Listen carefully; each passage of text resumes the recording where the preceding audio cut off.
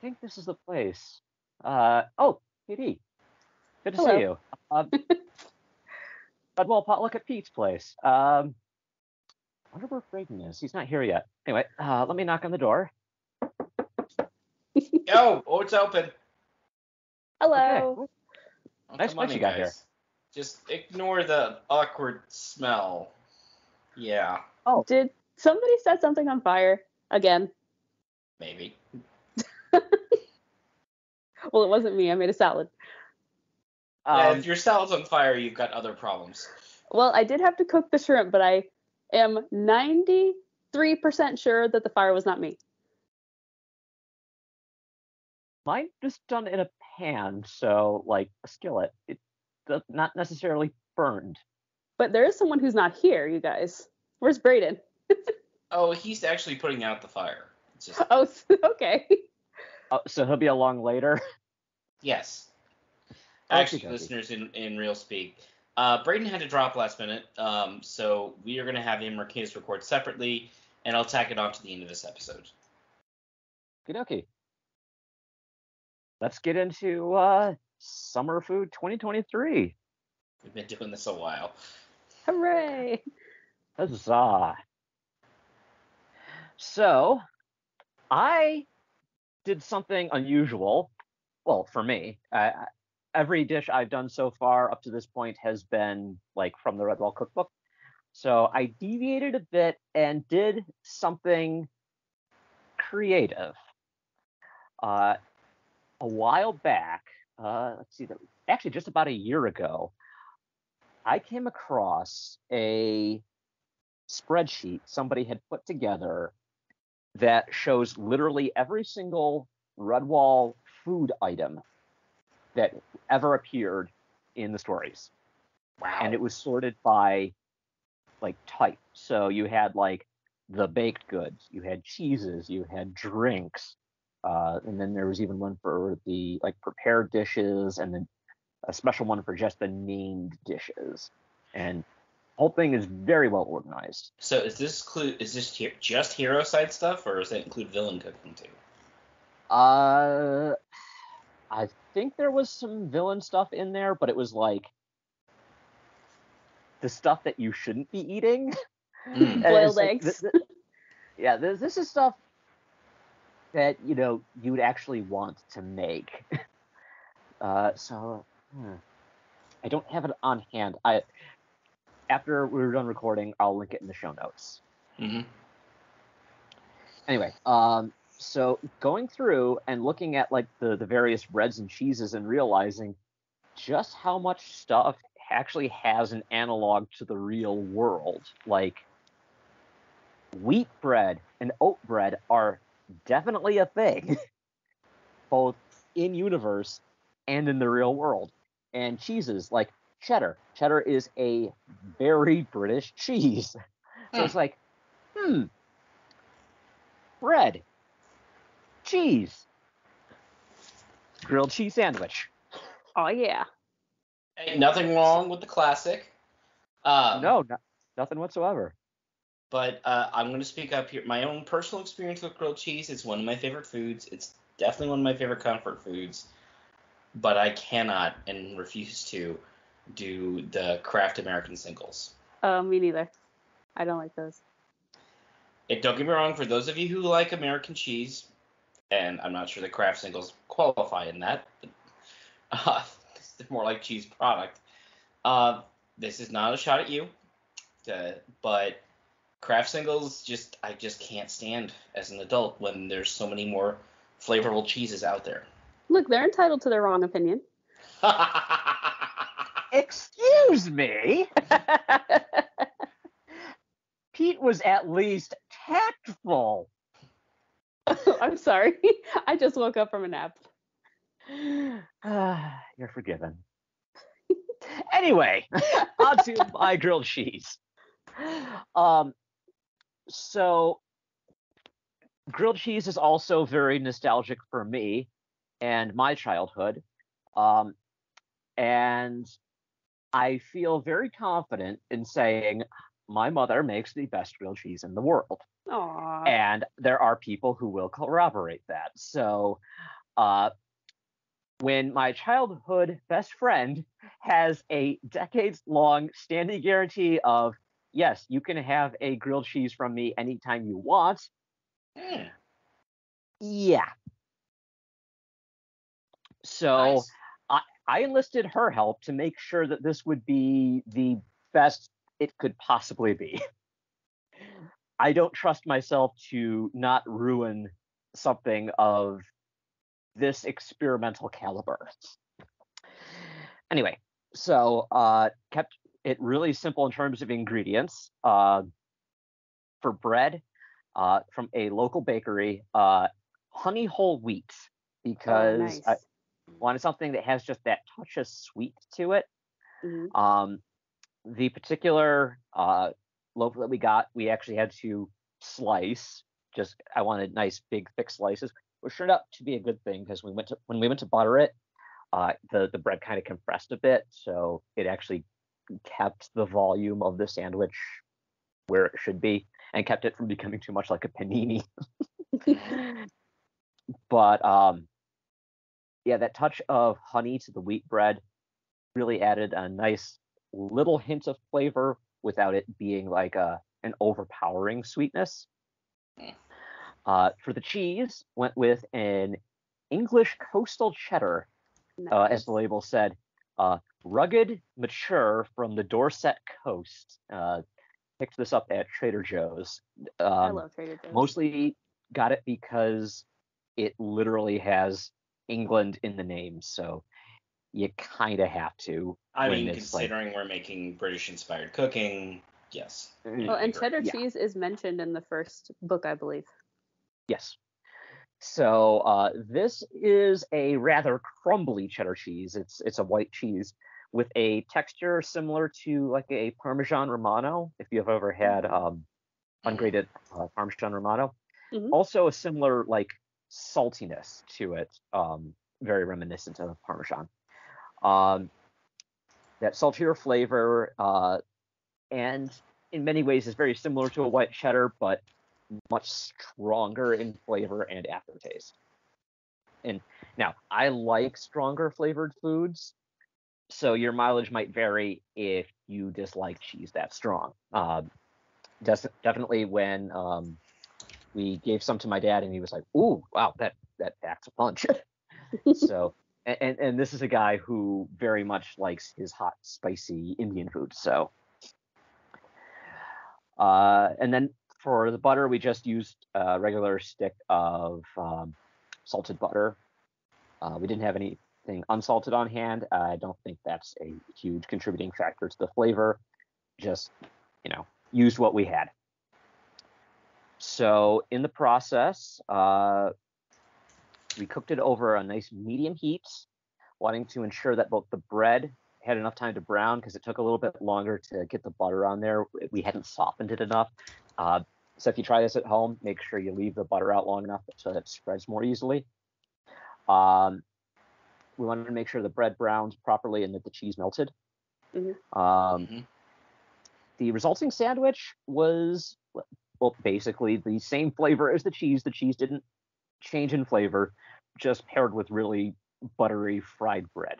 It was golden, crispy perfection. My mother did an amazing job. Nothing groundbreaking, but that's just what it is.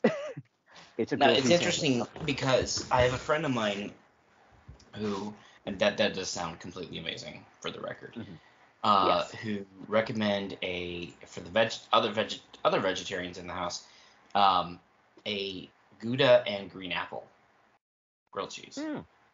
But the trick with this one is you're going to do thin apple slices with Gouda between two slices of bread. You're going to cook it low heat and longer and covered where possible. Like literally, I use one skillet to cover another, and it is quite good. Yes, I like grilled cheese with jalapeno and mango sometimes, like a mango chutney and jalapenos. It's real good, like sweet and spicy. I like my pepper jack on rye, personally, for my grilled cheese. I know apples and cheese have been a thing, but I never thought to put thin apple slices on a grilled cheese. That's definitely an interesting twist. I like a good smoked Gouda. Nice, strong, powerful flavor. Anyway, so it's a delicious, albeit basic sandwich. I can absolutely see this being made by a Redwall fryer as his midnight snack. Somehow this reminds me of sort of a mole type dish as well, because it's sort of like a hearty, simple but delicious filling dish, and that seems like the stuff that moles like. Oh, absolutely. So I'd personally rate the sandwich I consumed at 4.5 out of 5 stars, but that's because I had some absolutely fantastic help in the kitchen. So if you make it yourself and you don't have the decades of experience at making grilled cheese that my mother has, you can easily expect a 4 out of 5. Nice. Okay. May I tell a quick grilled cheese story? Absolutely. So when I was little, maybe, I don't know, 3 or 4, my mom would make us grilled cheese, and my dad didn't like grilled cheese, and I only had one sister and me and my mom. So I thought it was called girl cheese because only girls liked it. I approve. So, good to know. Insight into my weird childhood brain. It's fine. We all have those weird childhood stories. So, that being said, let's go to mine. And this, speaking of childhood stories, a couple of my early grade school teachers, if you're listening and I don't know that you are, I'm sorry. I forgot the lesson of how to follow instructions. Oh dear. Yeah. See, if you're novice at cooking, and you want to modify a recipe, you really should do what the recipe says the first time so you kind of get a feel for this. I did not. And, there are certain things I'm wondering why mine didn't turn out the way it did, partially because I didn't follow the instructions entirely, but also because I may have substituted ingredients that interact differently with the base recipe. So I made the afternoon tea scones in the summer section of the Redwall cookbook. Or at least there was an attempt.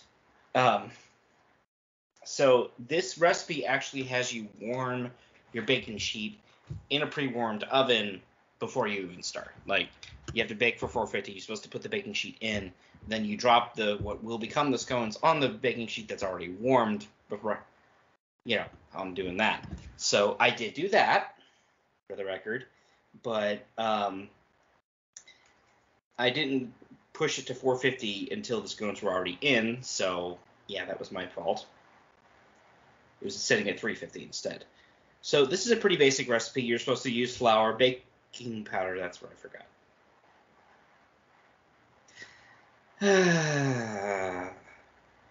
Okay.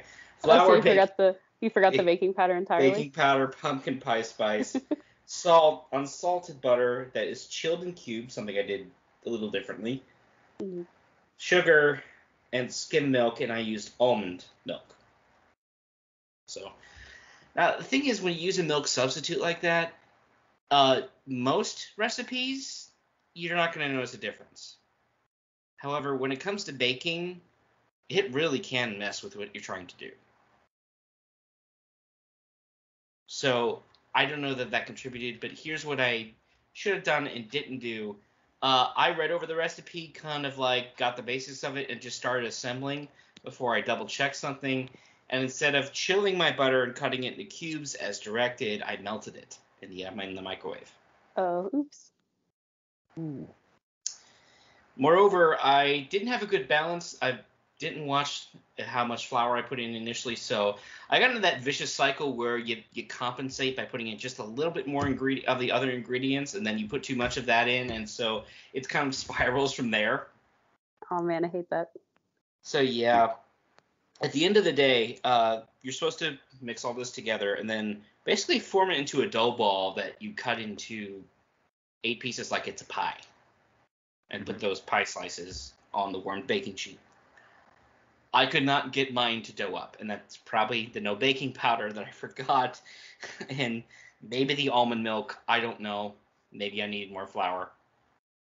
So it ended up being more like drop biscuits, where I just spooned the dough onto the hot heated sheet directly. And there will be pictures in the show notes, folks.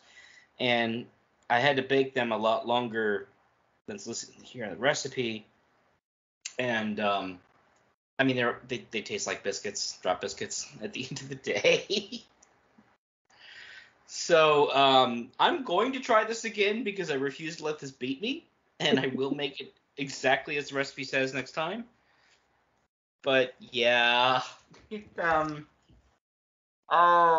didn't go quite as well as I'd hoped. Yeah. Okay. So who wants to run to my grade school teacher and tell him I didn't follow instructions? I will me. not do that. Instead, I'll tell you that Grum would be proud of you for your experiment. Yes.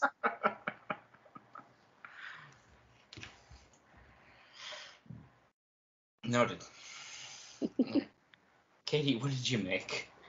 So this is like a retroactive thing because, I was gone for a week. I was traveling. But a few weeks ago, I made something for my friends that when I was making it, I was like, hey, this reminds me of Redwall because it was a sort of a bright summer salad.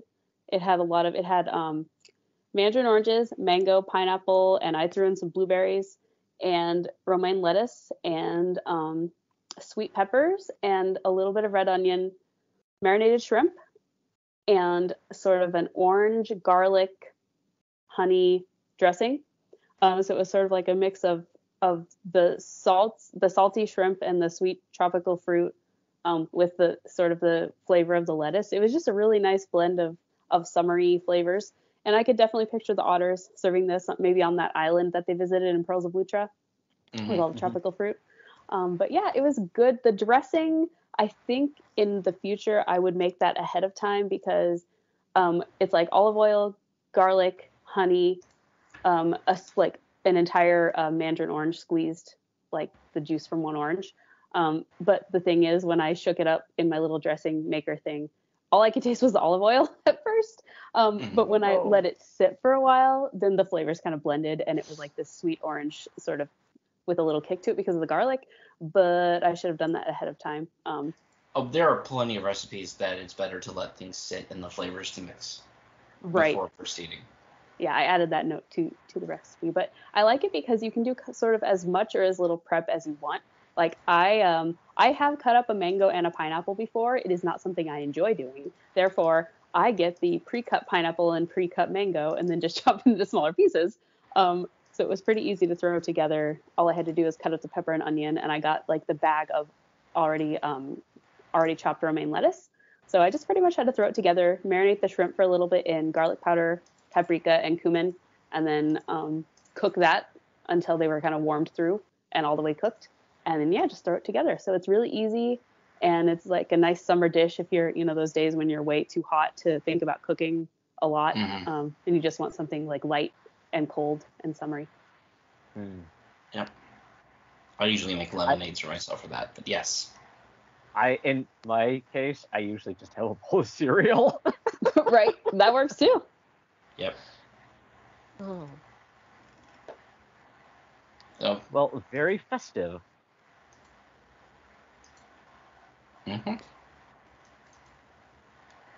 So I went ahead while you were talking about your dish, and I found the link to the spreadsheet. I just popped it in at the bottom of the show notes. Let me see.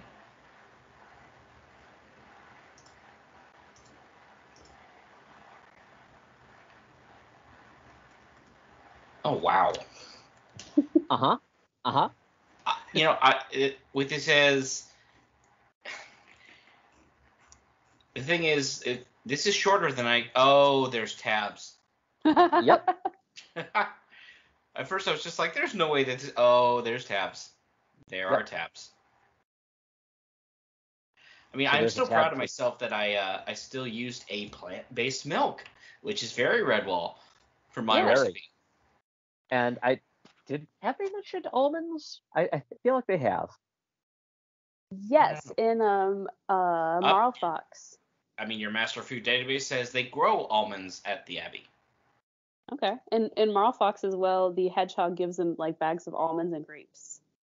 Yes, that's right. And apparently almonds are very water. They take a lot of water. So. Yeah. Anyway, there's a tab for bread, cheese, drink, savory, sweet, grown at the Abbey, and named. And named is kind of like a recipe name.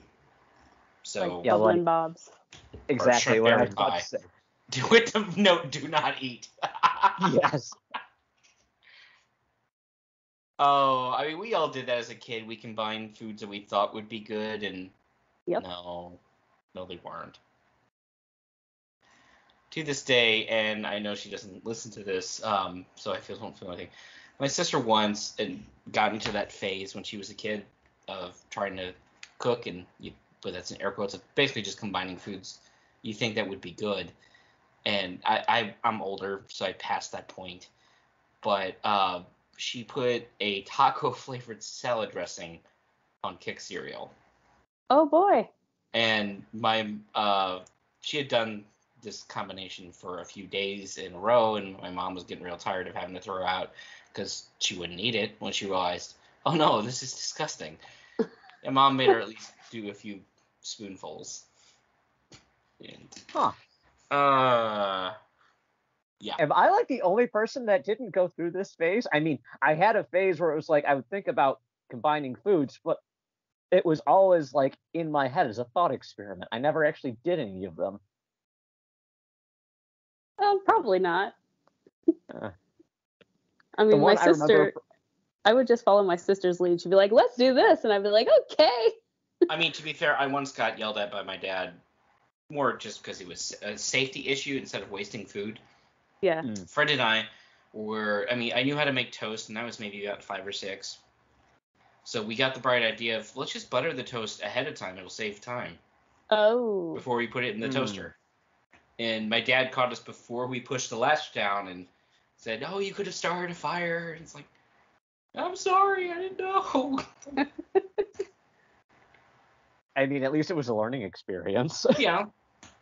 Yeah, it is. The one experimental thing I thought of as a kid, I think I was in like kindergarten at the time, maybe first grade, was like, they have chocolate-covered pretzels. Why not chocolate-covered French fries? And honestly, that's the exact same concept behind people dipping their French fries in their Frosties from Wendy's. I would do that. Well, there's a difference there. Like, chocolate-covered French fries implies like just, fluid chocolate that would could either be dipped in or dried on top of. A Frosty has the ice cream element too. I have had chocolate-covered potato chips, and they are quite good. Mm-hmm. Yeah. So have I. So, I mean, it's not like, oh, I invented something groundbreaking, but it certainly for a time had me thinking, oh, maybe I have a future in this, and then I never went anywhere with it.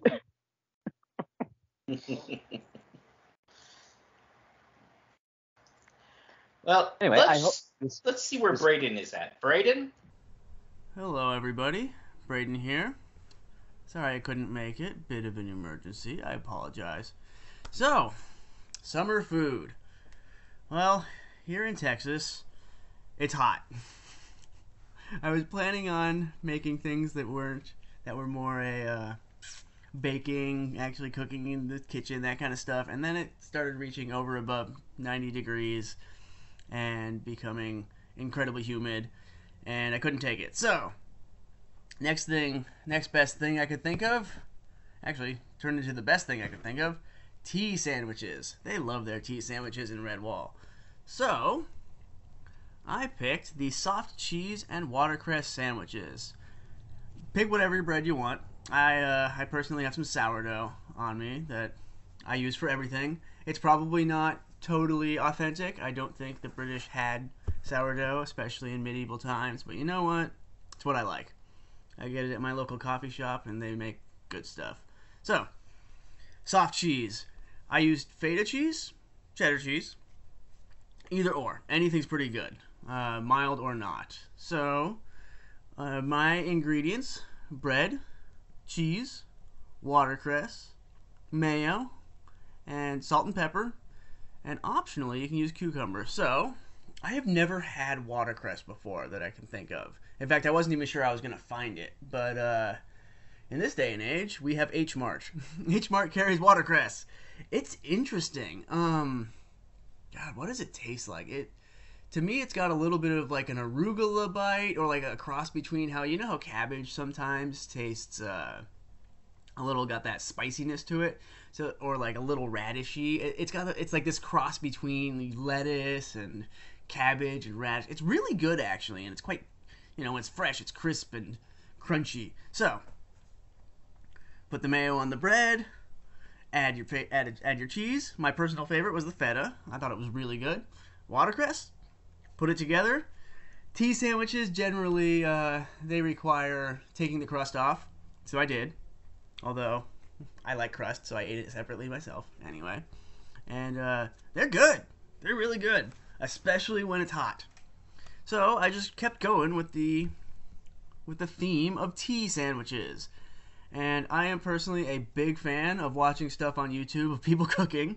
And there is a new series, or a relatively new series. I don't know if anyone is familiar with Jacques Pepin. He is one of the older one of the more original TV chefs. He was on KQED, which is public TV.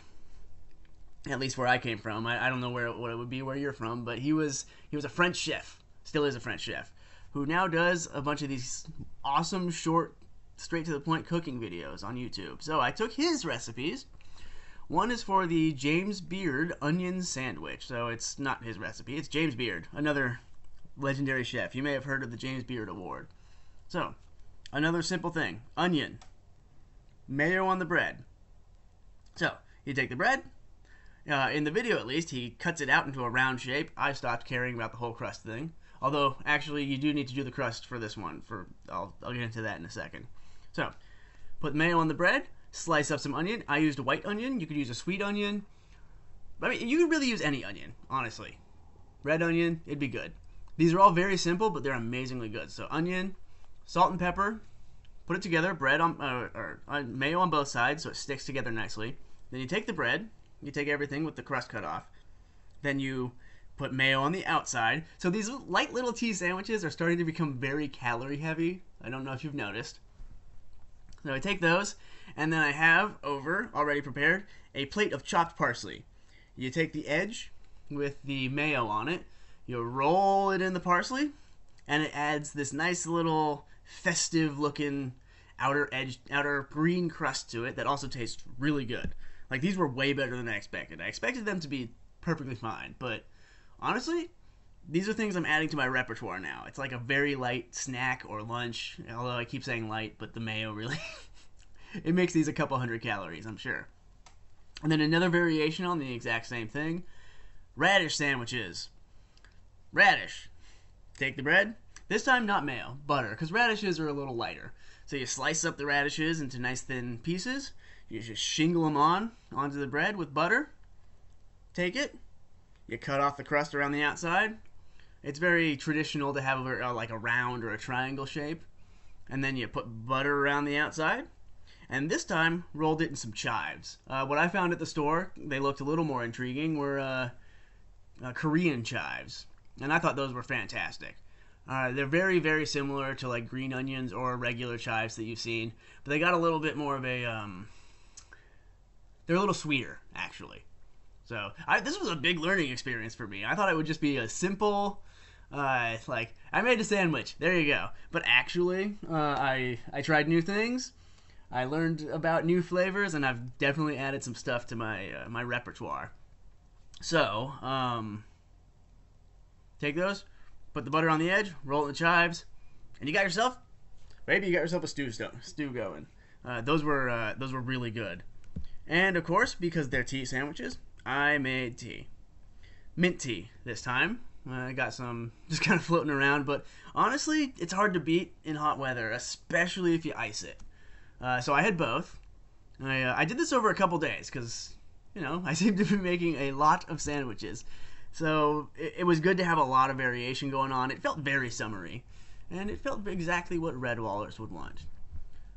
So, after this, the pièce de résistance, if you will.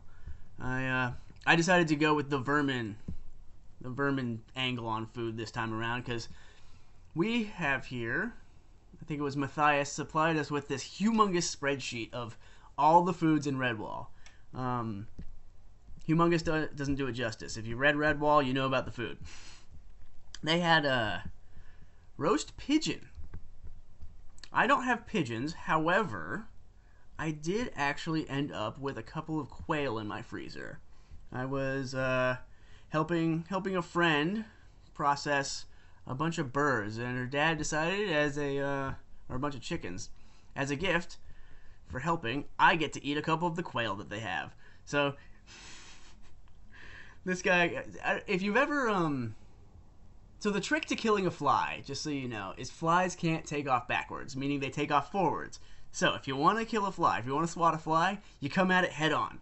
You will almost always hit it if you're close enough and fast enough, because they can't go anywhere. So he told me the trick of this is how you catch a quail, because they actually are, at least in Texas, a relatively well-flying bird. And his thing is, he finds the ones that are annoying him, because they're going to be eaten anyway. He finds the ones that are annoying him, especially the males, and he goes after them, and he knows how to whack them out of the air before they take off. So I got some fresh quail. I helped. I've never done this before, so another learning experience. In the name of Redwall cooking, was I got a couple of very fresh quail, plucked them, did the whole thing. So you end up with these tiny little cute Cornish game hen chicken looking thingies. And what I did, because everyone says air fryer, but they don't have air fryers in Redwall. Not that everything we do is 100% authentic. I took my oven, hot as it'll go, 550, put it on convection. And then these things, they're really easy to overcook. So you gotta do this fast. And that's why you do the high temperature. I smothered them in butter, just smeared it all over, tried to get it on and under the skin so it'll be nice and crispy. Throw them in the oven at 550 convection, roast, for about 10 minutes. I think that's when I pulled mine out. And they were done. Nice and brown. In fact, maybe a little overcooked. I'd never had quail before. These were fantastic. They taste a lot like steak. I was told they taste like beef. They taste a lot like beef. They taste like a cross between chicken and beef, and a little more on the beefy side, actually. Really easy to overcook. You gotta be careful. I almost got to the overcooking because they'll get chewy. But there's not a lot on them. The breast is definitely the most plentiful part. But you take these little tiny drumsticks and you clean them off with your teeth, and definitely feel like a desperate vermin picking your teeth with tiny little quail bones at the end of it. But honestly, if this is how they eat, not too bad. But as far as I remember, this is the exception to the rule. They really never eat very well, do they? They get some fish every so often. I'll probably do that next time. So yeah, summer food. Granted, the quail is kind of an anytime food as far as I'm concerned. So those, in case I didn't justify this enough, they're very close to pigeons. Same species of bird, or very similar species of bird. Small, edible, tasty. So yeah, like I said, anytime food, and even honestly the sandwiches, they're more of a summery tea thing, but God, they're good. I like those a lot. So if you're looking for anything along those lines, I was a big fan. So this one was a rousing success. I'm still fixated on the idea of making the perfect shrimp and hot root soup, and I will keep going with that one once I have more time and energy and a little more creative juices. But I'm glad I got the chance to try these all out. This is something I will do again, I'm sure. Thanks, Brayden. We really appreciate that. Sounded good. So that just leaves, because food episodes are always on the shorter side, folks. And yes, we know we're only down to one book left. We're still stalling on it. Not because No, we're not. Not because we don't just want this to be over, but moreover, it's the book is the one that was partially ghostwritten, published posthumously. So I'm sure we're gonna have opinions. But we still want to do something Redwall related that isn't the video game next, especially so KD can be part of it. So, Matthias came up with this idea, so I'm going to let him explain. So, on the official Redwall website, redwallabbey.com, on the store, there is a 47-song compilation download of songs from the Redwall audiobooks. And I thought, you know what? It would be a lot of fun to kind of bring together two sides, because Katie hasn't been able to really participate as much with the whole video game elements, and Pete hasn't really touched the audiobooks. So yeah, here's something that we can all enjoy together. We can do the music collection, and we can talk about it. Yay! Mm-hmm. So I'm kind of surprised that this album is as extensive as it is. And this looks to be like a RedwallAbbey.com exclusive. So it is a songs from the audiobooks, and it is 47 tracks. Now, copyright being what it is when we talk about this, we'll talk about the individual songs. I have no doubt about that. But if you're expecting me to sample them, I like my legal options where they are. I could probably sing them all by heart at this point, so.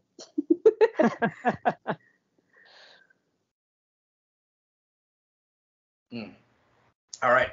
So, and does anybody want to see where they can find us so I can look up if there's been any new reviews? Ooh, I can try. Sure. You can find us on recorderonthewall.com.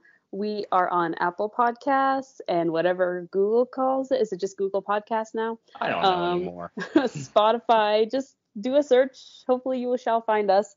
We are on the Redwall subreddit, if that's still a thing. Not really sure about what's going on with Reddit. And then we are on the forums. We have a Twitter ? Yep.